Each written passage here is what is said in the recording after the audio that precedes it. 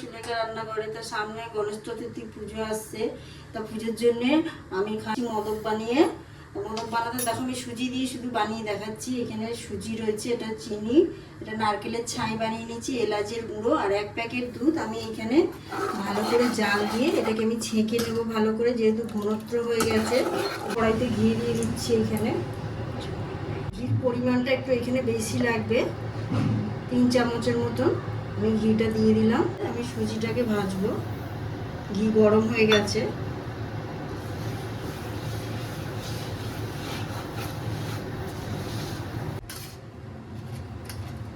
দুধটা দেখো ক্ষীর মতন হয়ে গেছে একদম।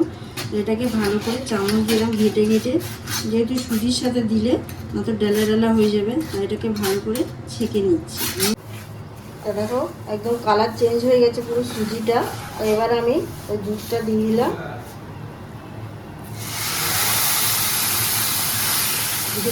গ্যাসটা এই সময় সিমে রাখবো। আমি চিনিটা অ্যাড করে দেবো।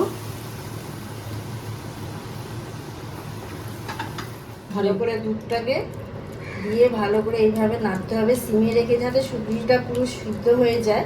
এটা পুরো রেডি হয়ে গেছে। এখানে আমি একটু এলাচের গুঁড়ো দিয়ে দিলাম।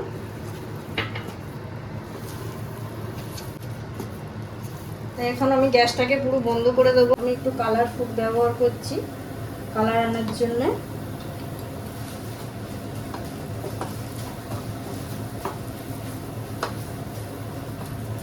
একটা হলুদ কালারের মোদক বানাবো।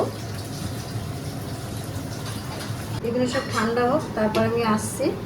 গরম আছে, আমি সব একটা একটা করে হালকা গরম থাকতে একটুখানি মেখে নিয়েছিলাম, নিয়ে সবগুলো আবার করেছি অনেকটা। আর হলুদটা আপনাদের দেখাচ্ছি আমি।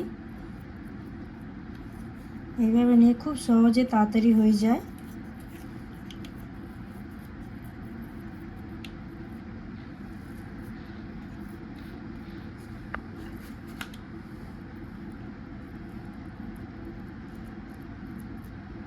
এই মোদক পুরো রেডি হয়ে গেছে দেখুন একেবারে। আর আমি বানিয়ে একদম সহজ পদ্ধতিতে বানিয়ে আপনাদের দেখালাম। আমি বেশি বানিয়েছি এইখানে, আপনারা বানালে 6টা করে বানাবেন। আর যদি ভালো লাগে অবশ্যই চ্যানেলটাকে সাবস্ক্রাইব করুন, লাইক করুন আর কমেন্ট করে জানান।